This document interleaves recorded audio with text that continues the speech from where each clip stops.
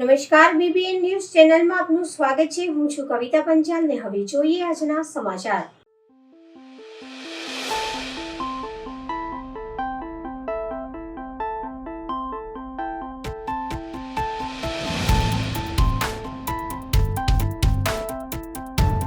વડોદરામાં યુથ કોંગ્રેસના કાર્યકરોની ટીંગાટોળી સાથે અટકાયત। પોલીસ સ્ટેશનમાંથી ભાગી પ્રમુખે ઇલેક્ટોરલ બોન્ડ બેનર સળગાવ્યા। ઇલેક્ટોરલ બોન્ડ મામલે સુપ્રીમ કોર્ટના ચુકાદા બાદ વડોદરા શહેર યુથ કોંગ્રેસ દ્વારા ઇલેક્ટોરલ બોન્ડના બેનરની હોળી કરી હતી તેમજ ભાજપ હાય હાયના નારા લગાવ્યા હતા। કઈ પાર્ટીને કેટલું ફંડ આપવામાં આવ્યું હતું તે જાહેર કરવા માટેની માંગ કરી, જેથી પોલીસે યુથ કોંગ્રેસના 6 કાર્યકરોની સયાજીગંજ પોલીસે અટકાયત કરી। જોકે યુથ કોંગ્રેસ પ્રમુખ પોલીસ સ્ટેશનમાંથી ભાગી ડેરીડેન સર્કલ ખાતે બેનર સળગાવ્યા હતા। હરીશ ઓડે વધુમાં જણાવ્યું કે વિપક્ષ એનો વિરોધ કરવા આવી ત્યારે વિપક્ષની કમર તોડી નાખી અને ખૂબ ભ્રષ્ટાચાર કર્યો। 90% બોન્ડ ભાજપને મળ્યા છે। ભાજપની સરકારે દેશની જનતાને લૂંટી છે, જેથી કઈ પાર્ટીને ફંડ આપવામાં આવ્યું અને કઈ પાર્ટીએ બોન્ડ લીધા છે તે જાહેર થવું જોઈએ તેવી અમારી માંગણી છે। ઉલ્લેખનીય છે કે લોકસભા ચૂંટણીની જાહેરાત પહેલા સુપ્રીમ કોર્ટ ગઈકાલે ઇલેક્ટોરલ બોન્ડ મામલે મોટો ચુકાદો સંભળાવ્યો હતો। સુપ્રીમ કોર્ટે ગુરુવારે ચૂંટણી બોન્ડ દ્વારા ડોનેશન લેવા પર પ્રતિબંધ મૂક્યો છે। કોર્ટે કહ્યું કે બોન્ડની ગુપ્તતા જાળવી રાખવી એ ગેરબંધારણીય છે। આ સ્કીમ માહિતીના અધિકારનું ઉલ્લંઘન છે। 6 માર્ચ સુધીમાં પાર્ટીએ હિસાબ આપે। Dhoraji K O. Shah municipal arts and commerce college ખાતે રોજગાર ભરતી મેળો યોજાયો। શ્રમ કૌશલ્ય વિકાસ અને રોજગાર વિભાગ, ગુજરાત રાજ્ય રોજગાર અને તાલીમ નિયામકની કચેરી ગાંધીનગર, મદદનીશ નિયામક રોજગારની કચેરી રાજકોટ અને K O. Shah municipal arts and commerce college ધોરાજીના સંયુક્ત ઉપક્રમે ધોરાજીની K O. Shah municipal arts and commerce college ખાતે રોજગાર ભરતી મેળો યોજાયો હતો, જેમાં 10 જેટલી કંપનીઓના નોકરીદાતાઓ તથા અધિકારીઓ ઉપસ્થિત રહ્યા હતા તેમજ મોટી સંખ્યામાં ધોરાજી તેમજ આજુબાજુ વિસ્તારોના બેરોજગાર ભાઈઓ બહેનો જરૂરી તમામ ડોક્યુમેન્ટ સાથે આ રોજગાર ભરતી મેળામાં ઉમટી પડ્યા હતા। જુદી જુદી કંપનીઓના રિક્રુટમેન્ટ ઓફિસરો દ્વારા કંપની તરફથી આપવામાં આવતા મહેનતાના તથા કામના પ્રકાર અને સમય અને સુવિધાઓ અંગે વિસ્તૃત માહિતી ઉમેદવારોને આપવામાં આવી હતી। આ ભરતી મેળામાં અંદાજિત 200 જેટલા બેરોજગાર ભાઈઓ તથા બહેનોના ઇન્ટરવ્યૂ લેવાયા હતા।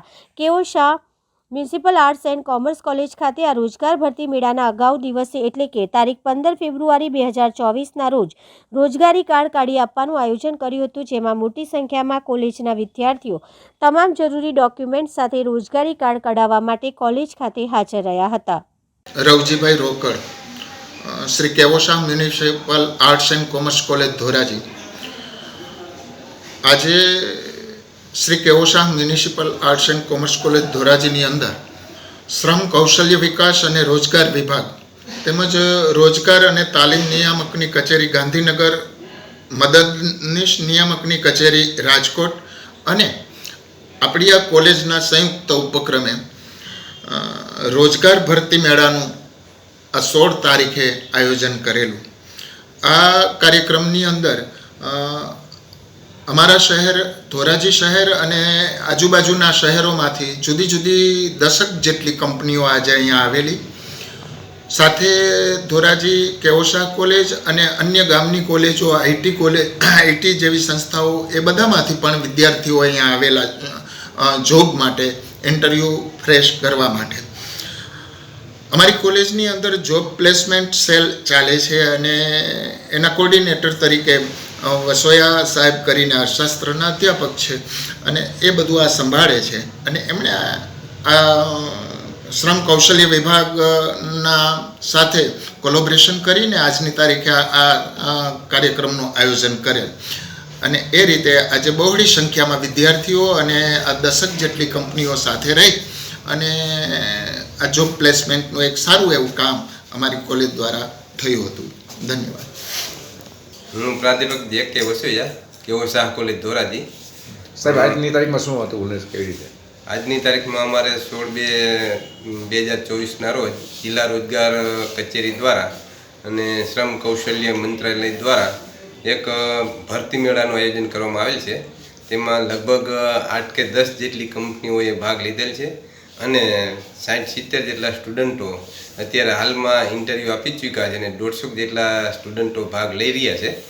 અને આ ઉપરાંત અમારે કોલેજમાં 15 તારીખના રોજ એક રોજગાર વિનિમય કચેરી દ્વારા જોબ કાર્ડ એટલે કે રોજગારી કાર્ડ પણ કઢાવવાનું આયોજન કરવામાં આવેલું હતું ને ત્યારે લગભગ 125 જેટલા વિદ્યાર્થીઓએ આ રોજગારી કાર્ડ કઢાવવા માટેના ફોર્મ ભરી અને એમાં એ ભાગ લીધેલો છે અને હાજર રહ્યા છે. મારું નામ ખીરચુરિયા પરેશભાઈ છે.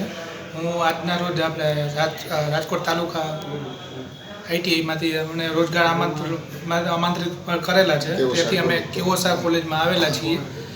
ત્યાં અમે 30-40 છોકરાઓના ઇન્ટરવ્યૂ લીધેલા છે. અમે તીર્થ એગ્રો પ્રાઇવેટ લિમિટેડના અનુસંધાન ઉપરથી આવેલા છીએ. અહીંયા તમારી કંપની કઈ છે? અમે રોટાવેટર એગ્રીકલ્ચર પ્લાન્ટનો બનાવી છે. ઇન્જી ઇક્વિપમેન્ટ અમારે અત્યારે ત્યાં અમારે ફિટર અને એવા છોકરાઓની રિક્વાયરમેન્ટ છે. ITI પર્સન વધારે નથી. અને અત્યારે પ્રોસેસ ચાલુ છે. 30-40 છોકરાઓના ઇન્ટરવ્યૂ અમે લીધેલા છે.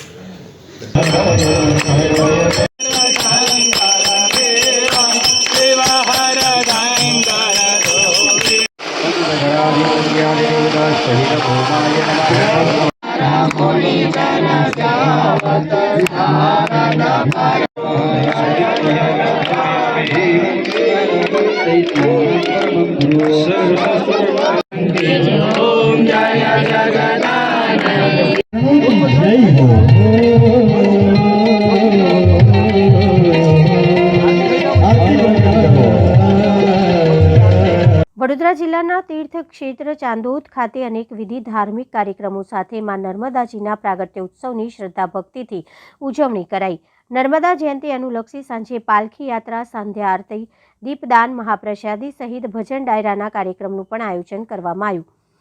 16 ફેબ્રુઆરી પતિ પાવનની લોકમાતા અને ગુજરાતની જીવાદોરી નર્મદાજીના પ્રાગટ્ય ઉત્સવ નર્મદા જયંતિનો પાવન દિન હોય તીર્થ ક્ષેત્ર ચાંદોદ ખાતે નગરના શ્રદ્ધાળુ સહિત વિવિધ સમાજ અને મંડળો દ્વારા મલ્હારરાવ ચક્ર તીર્થ ઘાટ, કપિલેશ્વર ઘાટ સહિતના નર્મદા કિનારા ઉપર ધાર્મિક કાર્યક્રમો સાથે નર્મદા જયંતિની ઉજવણી કરાઈ. વહેલી સવારે પ્રભાત ફેરી, નર્મદા યાગના આયોજન સાથે બપોરના 12 કલાકે માતાજીના પ્રાગટ્ય સમયે કેક કાપી મહાઆરતીમાં ભાવિકો શ્રદ્ધાભેર જોડાયા હતા અને માતાજીના જળમાં દૂધ, શ્રીફળ, કુમકુમ, ચુંદડી, ચડી બોર જેવી સામગ્રી અર્પણ કરી પાવન સ્નાનનો લાવો લીધો હતો.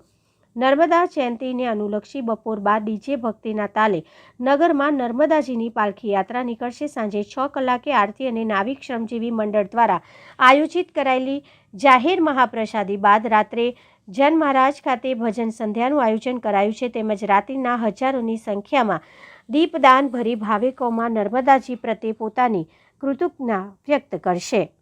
નર્મદે હર આજનો દિવસ એટલે કે મહાસુદ સાતમ નર્મદા જયંતિનો દિવસ છે. કીધું છે કે માઘે ચ શીત સપ્તમ્યામ દાસ્ત્રભે ચ રવિર દિને મધ્યાહ્ન સમયે રામમ ભાસ્કરેણ સમાગતે. વશિષ્ઠ મુનિ રામને કહે છે કે મહાસુદ સાતમ મધ્યાહ્નકાળ અને અભિજીત મુહૂર્તની અંદર નર્મદાજી આ પૃથ્વી ઉપર જળના સ્વરૂપે અવતરિત થયા છે. એ પવિત્ર દિવસ આજે નર્મદા જયંતિ તરીકે ઉજવવામાં આવે છે. આજે ખાસ કરીને નર્મદાજીના પ્રાગટ્યનો દિવસ છે ત્યારે દક્ષિણ પ્રયાગ તીર્થ તરીકે પ્રસિદ્ધ એવા ચાણોદ ક્ષેત્રની અંદર અલગ અલગ જગ્યાએ નર્મદા યાગના આયોજનો થઈ રહ્યા છે. એમાં ખાસ કરીને ચાંદોદ પંથક બ્રહ્મ સમાજ દ્વારા પ્રસિદ્ધ મલ્હારરાવ ઘાટ પાસે નર્મદા યાગ, ચક્રતીર્થ ઘાટ પાસે ધર્મ પ્રવૃત્તિ મંડળ દ્વારા નર્મદા યાગ, તેમજ કપિલેશ્વરના ઘાટ પાસે નાવિક શ્રમજીવી મંડળ દ્વારા ભવ્ય નર્મદા યાગોના આયોજન થયા. આજે બપોરે બધાએ નર્મદાજીના કિનારે આવી અને પૂજા અર્ચના કરી, ચૂંદડી મનોરથ પૂર્ણ કરી અને સ્નાનનો પણ લાભ લીધો.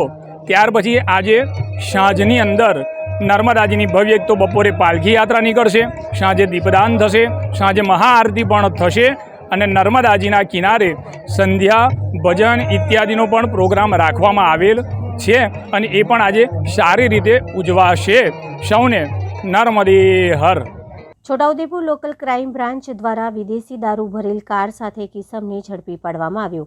VS Gavit police inspector local crime branch Chhotaudepur LCB સ્ટાફના પોલીસ માણસોને ખાનગી રાહે બાતમી હકીકત મેળવવા સમજ આપી હતી કે તે અનુસંધાને LCB સ્ટાફના પોલીસના માણસો રંગપુર પોલીસ સ્ટેશન વિસ્તારમાં પેટ્રોલિંગમાં હતા. તે દરમિયાન બાતમી હકીકતના આધારે કટારવાટ હલ્દી મહુડી પાસે બાતમીવાળી કાર આવતા તેમને થોભાવી તેમાં તપાસ કરતા ભારતીય બનાવટના વિદેશી દારૂ કિંમત 1,60,200ના મુદ્દામાલ ભરેલ હોય મુદ્દામાલ તથા દારૂની હેરાફેરી કરવા ઉપયોગમાં લીધેલ ફ્રોડ કંપનીની ફિએસ્ટા ફોર વ્હીલર ગાડી જેનો રજિસ્ટ્રેશન નંબર GJ6CM0175ને પકડી પાડી પ્રોવિશન રંગપુર પોલીસ સ્ટેશનમાં ગુનો રજીસ્ટ્રેશન કરાવી કાયદેસરની કાર્યવાહી હાથ ધરવામાં આવી છે।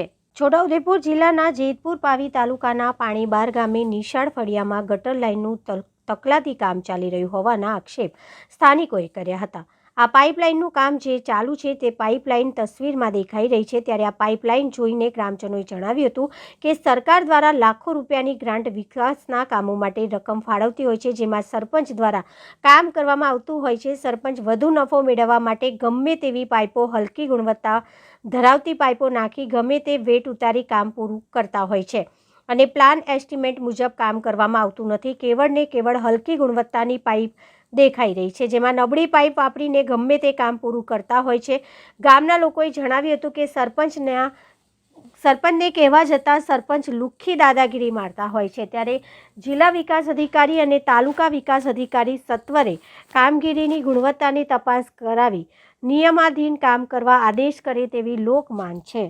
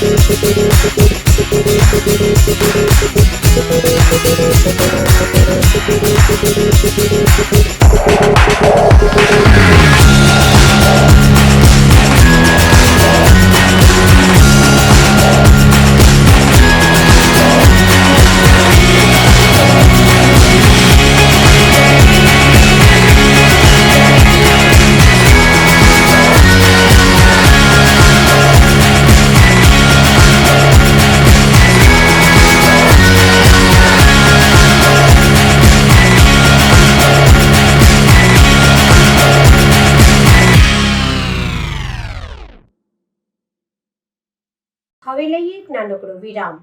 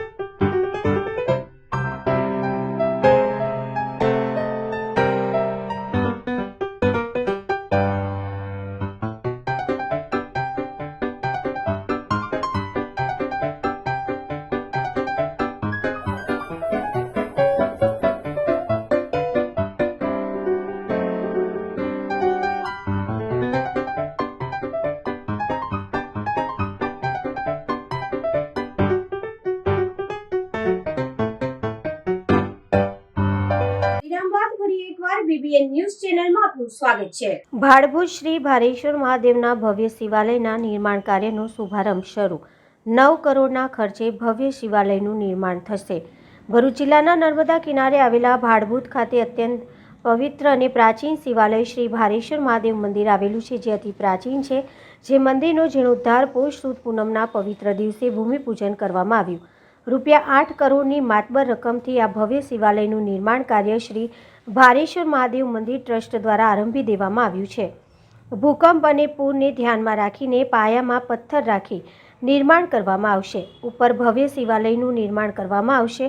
હાલ આ ભવ્ય શિવાલયનું કામ જોરશોરથી ચાલી રહ્યું છે. 8 માસમાં ભવ્ય મંદિરનું કામકાજ પૂર્ણ કરી દેવામાં આવશે, તેમ મહંત શ્રી ભરતગીરી બાપુએ જણાવ્યું. સમુદ્ર અને નર્મદા નદીના સંગમ સ્થાને ભરૂચ જિલ્લાના ભાડભૂત ગામમાં આવેલા સોમ ઋષિના આશ્રમમાં ભગવાન મહાદેવ બાળકના રૂપમાં શિક્ષણ મેળવવા આવ્યા હતા. અહીં મહાદેવે વિવિધ મનોરથ કરી ઋષિ સોમને તેમના દિવ્ય દર્શન આપ્યા હતા. દક્ષિણ ગુજરાતના મહાકુંભ મેળો અહીં દર 18 વર્ષે યોજાય છે. ભરૂચમાં યોજાતા ભાડભૂતેશ્વર કુંભ મેળો અધિક માસમાં જ યોજાય છે, જે દર 18 વર્ષે અધિક ભાદરવામાં આવે છે. અહીં મહાકુંભમાં 2 કરોડથી વધુ લોકો પણ આવે છે.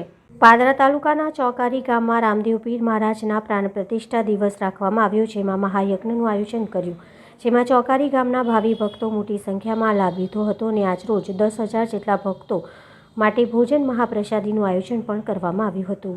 ચોકારી ગામે આજરોજ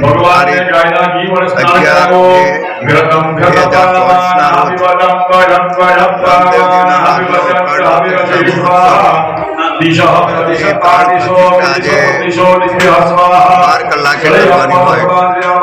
આખા ગામની અંદર ખૂબ જ ધામધૂમથી ઉત્સાહથી અનેરો ઉત્સાહ આવો સભ્ય જે ઉત્સાહ જોવા મળ્યો અને આજે રામદેવજી મહારાજની પ્રાણ પ્રતિષ્ઠા થવાની છે, ત્યારે સૌ કોઈ ગામના દરેક નાગરિકો ખૂબ ધામધૂમથી એની ઉજવણી કરવાના છે.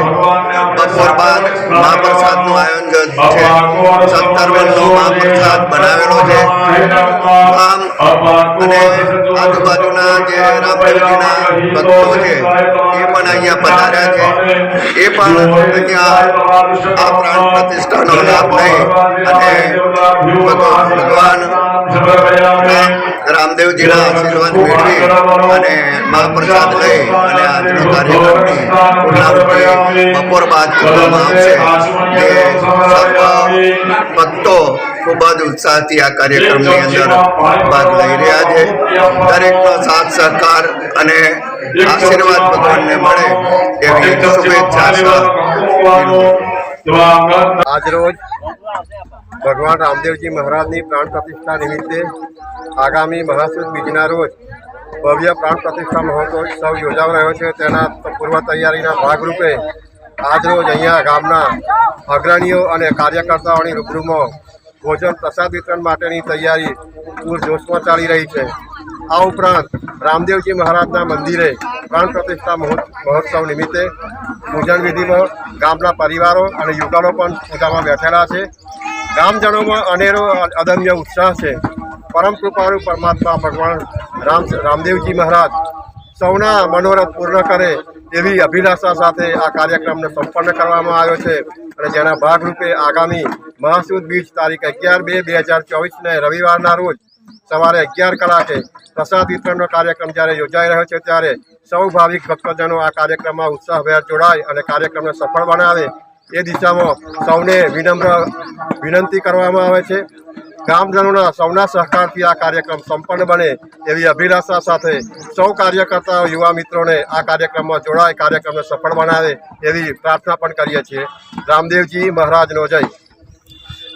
ચોકારી ગામનું કુલ ટોટલ કેટલું માણસ થાય એવું લાગે? ચોકારી ગામ અને આજુબાજુના આમંત્રિતો મહેમાનો અને આગના સંબંધીઓ એ કુલ મળીને લગભગ 10,000 સાડા 10,000ની સંખ્યામાં ભાવિક ભક્તો આ ભોજન શાળામાં ભાગ લેશે.